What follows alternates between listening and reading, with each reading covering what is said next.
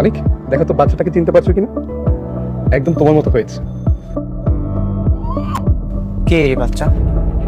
অনেক, এটা তোমার বাচ্চা, যে বাচ্চার জন্য তোমরা খুব কষ্ট পাচ্ছিলে, এটা সেই বাচ্চা। তোমরা তো ভেবেছিলে সে মারা গেছে, কিন্তু না, সে মারা যায়নি। এই যে দেখো, সে বেঁচে আছে। কি? এটা আমার বাচ্চা? আমার বাচ্চা বাচ্চা রয়েছে?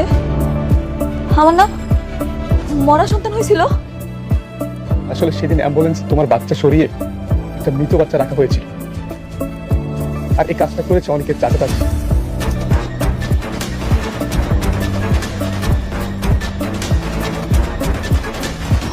মনে পড়ছে, মনে পড়ছে। আমি তো সারাক্ষণ আমার মাইয়ার লগে আসছিলাম। থয় ওই যে গরম পানি আনবার গেছিলাম না, এই সময় মনে হয় এই কামটা হয়েছে। হ্যাঁ, তারা তখনই এই কাজটা করেছে। বিশ্বাস করো, এসবের বৃষ্টি কিছুই জানতো না। পরে তোমার চাচা চাচা বৃষ্টিকে এটা জানায়, কিন্তু তোমাকে জানাতো, কিন্তু সে ভয় পেয়েছে। যদি এটা জানার পর তুমি তাদেরকে জেলে দাও, সে ভয়ে তোমাকে জানায়নি।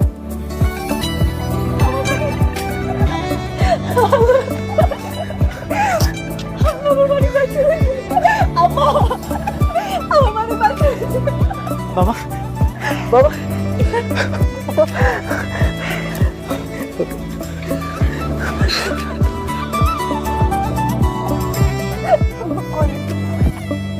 বৃষ্টি সবকিছু জানতো, কিন্তু কিছু জানায়নি কেন?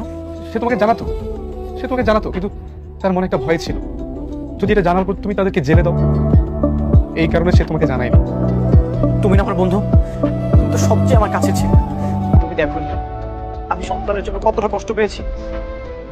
তুমি তো একটাবার আমাকে জানাতে পারতে। তুমি কেন জানাওনি আমাকে? অনেক, আমি এর কিছুই জানতাম না। সেদিন অপারেশনের আগে বৃষ্টি আমাকে এসব বলল। বৃষ্টি, বাচ্চাটা কার? বাচ্চাটা অনেক আর মেঘলা। কি বলছো তুমি? বলতাম অনেকের বাচ্চা মারা গেছে।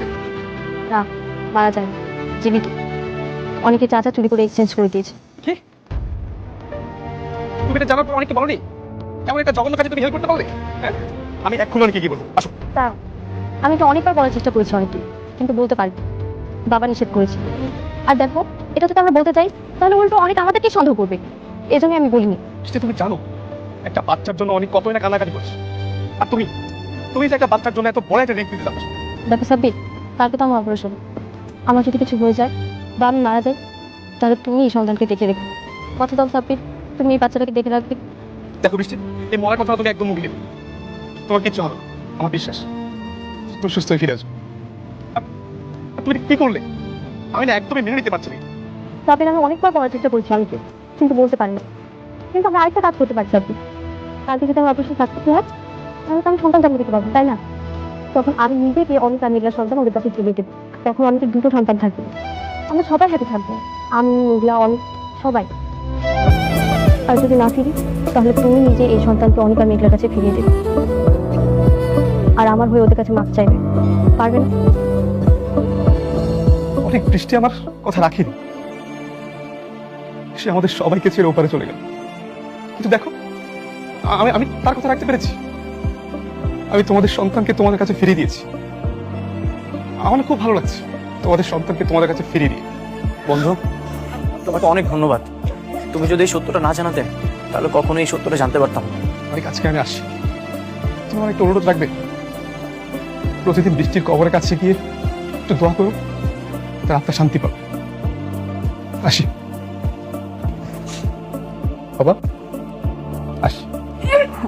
সাবির ভাই, আপনার আসলে অনেক ধন্যবাদ। আপনার আমার মালিকের আমার কাছে ফেরত দিচ্ছেন।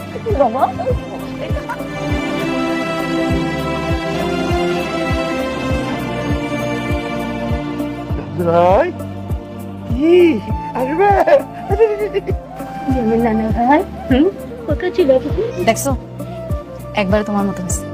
এখন বিশ্বাস করতেছো তো? তোমার মতো দেখতে হয়েছে। দাও, এবার আমার কোলে দাও। আসো বাবা, এই তো আমার লক্ষ্মী বাবা। আমার রাজপুত্র। উনি বলছে যেমনি হোক অনেকের আনানোর ব্যবস্থা করবো। আমার মনে হয় উনি আইসাও পড়তেছে। ঠিক আছে ম্যাডাম, আমি ব্যাপারটা কেমন ছিল টিম? রাতুল সাহেব, আপনি আবার আসছেন? সাথে তো লোক কেন? সিকিউরিটি কোথায়? সিকিউরিটি! কি ব্যাপার? আপাতত তোমরা ঢুকলো কিভাবে? হ্যাঁ? আরে ম্যানেজার সাহেব রিল্যাক্স, আপনি তো উত্তেজিত হচ্ছেন কেন? আচ্ছা ওই আগে ইন্ট্রোডিউসটা করে দিই। হ্যাঁ, এই যে আমার পাশে যাকে দেখতে পাচ্ছেন, ইনি হচ্ছে একজন লয়ার। আর ওই যে ওনাকে দেখছেন, উনি হচ্ছে আমাদের থানার অফিসার। আর এটাকে তো চিনি। আর ওনাদের সম্পর্কে পরেই বলি।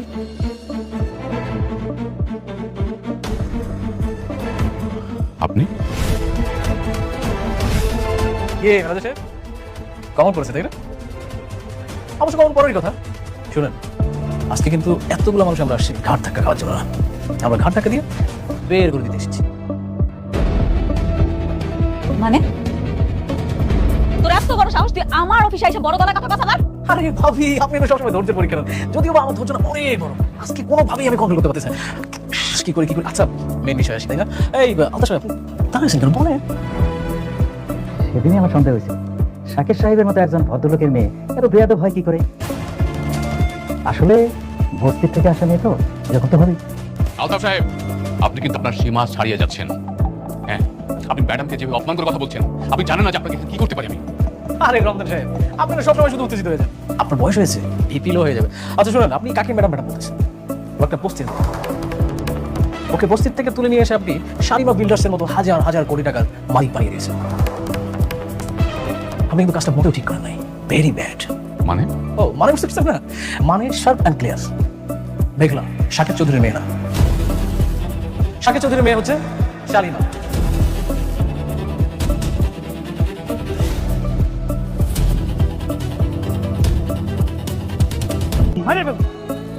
তার মানে তুই মেঘলাকে গুলি করিস আর দোষ পরে আমার? আজকে তোকে পুলিশে তোর একদম মাইরে ভালো। তোর খেলা শেষ। আগে তো জানতাম তুই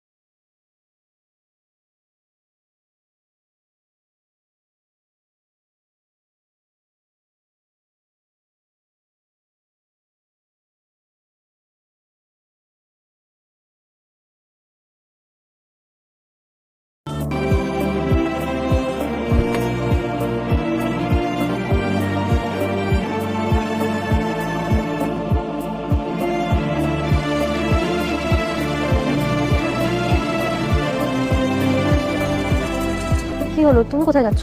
কেন তোমার সাথে যাচ্ছি? না, তোমাকে কোথাও যেতে হবে না, তুমি এখানেই থাকো, আমি আসছি।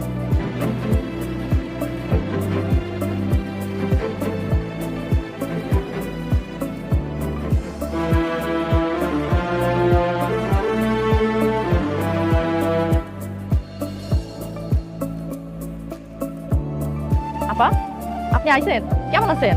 এই তো আপা, ভালো আছি। বাবা কি খবর? আর করেন না, আমাকে রাজপত্র শুধু দুষ্টামি করে।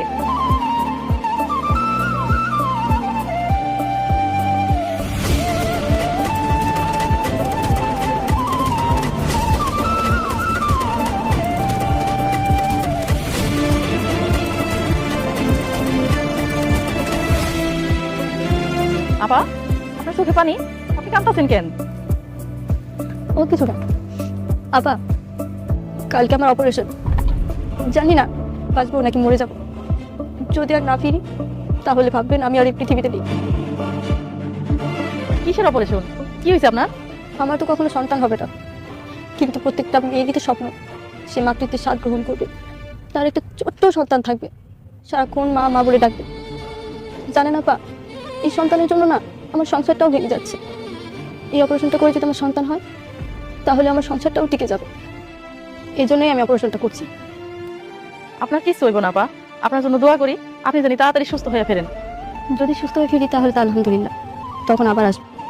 ওর দিকে খেয়াল রাখবেন আপা, আমি না থাকলেও যেন ওর যত্নে কোনো অবহেলা না হয়।